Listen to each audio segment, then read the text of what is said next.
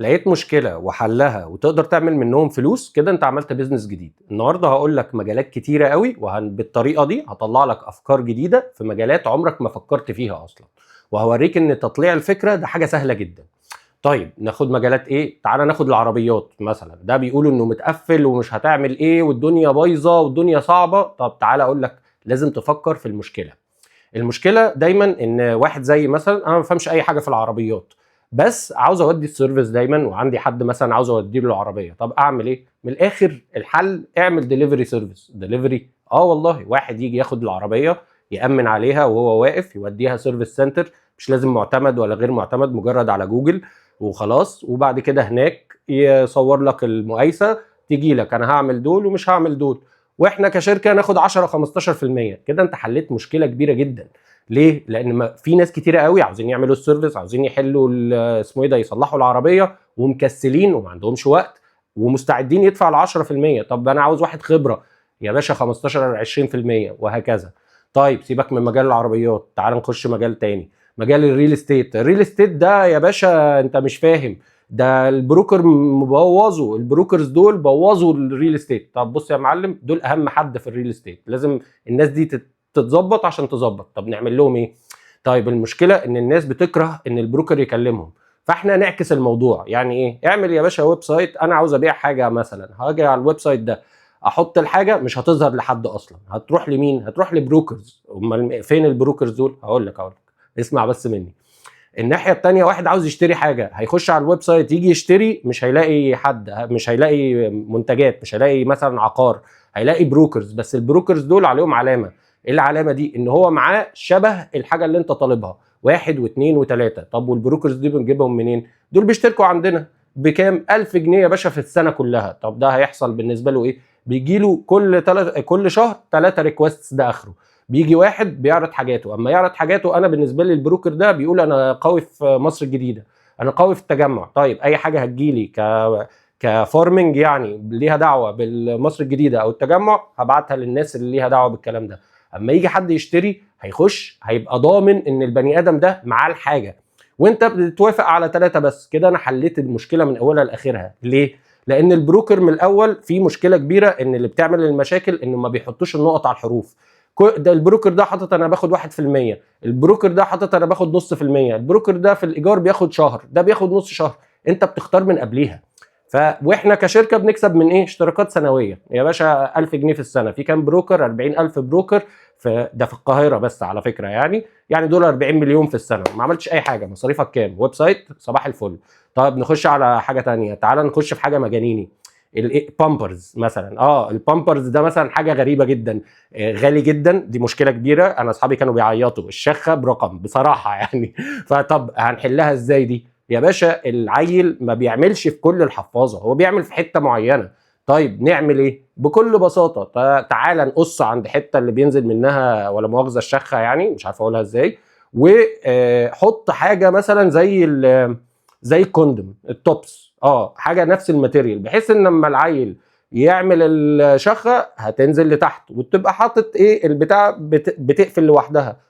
2 ماجنتس هيتقفلوا، وفي يوم حاجه عشان ولا مؤاخذه العيل ما يجيلوش تسلخات. وفي نفس الوقت لو ولد هتعمل له تيوب بتنزل على ايه؟ على نفس الكومبارتمنت دي، الحته الصغيره دي بقى تتشال وتترمي في اي وقت.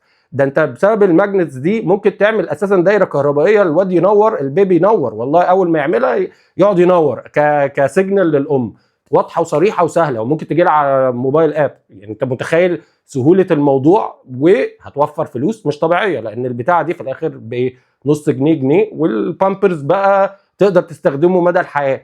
طيب نخش في موضوع ايه؟ ام الواد سهله، اصل هو الموضوع ملوش علاقه.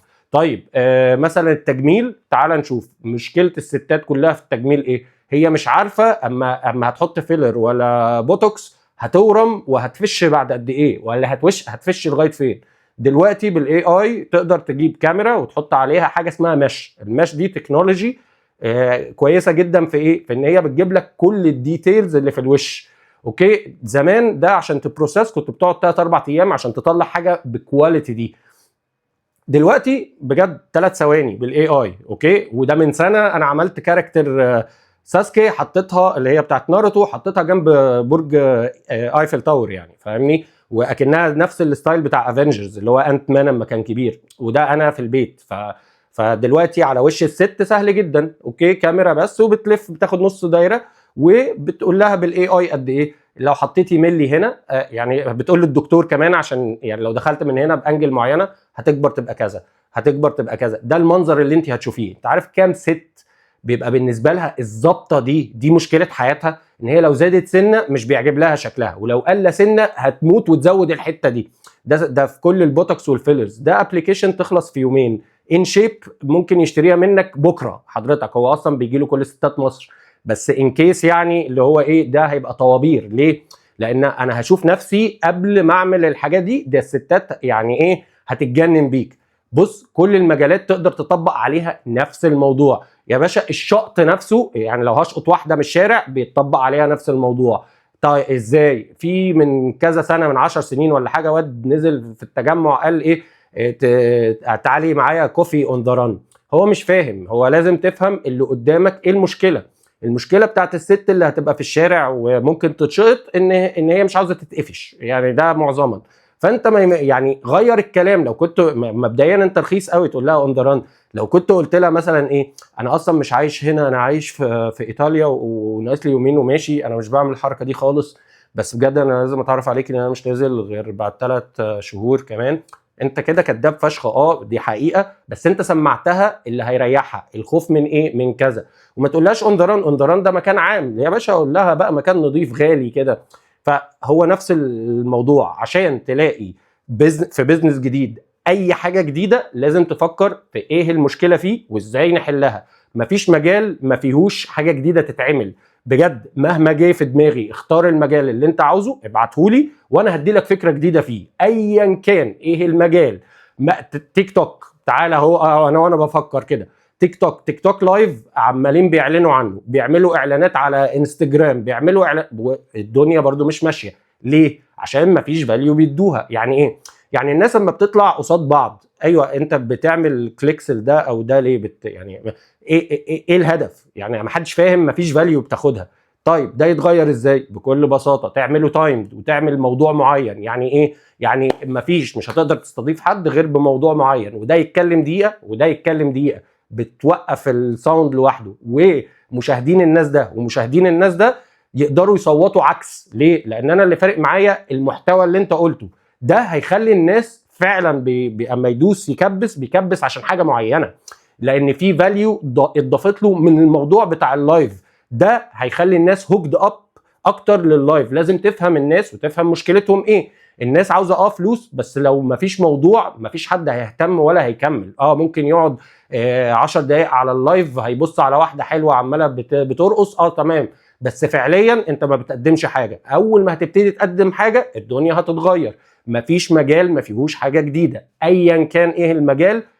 ابعت لي قول لي المجال الفلاني وانا هطلع لك حاجه جديده. بيزنس مش معمول تقدر تطلع منه فلوس وسهل ان هو يتعمل. لازم تكنولوجي تقدر تعمله، ولازم القوانين تقدر تعمله. يعني ايه؟ يعني ما تفكرش في اللا شيء. لازم ان انت بتحط كونسترينز بتاعتك، ان هل الناس هتقدر تستخدم ده ولا لا، وهل الناس هتبقى عاوزه تستخدم حاجه زي كده، وهل تطبيقه ينفع ولا تطبيقه ده لازم كمان 10 سنين عشان التكنولوجيا مش هتساعدني.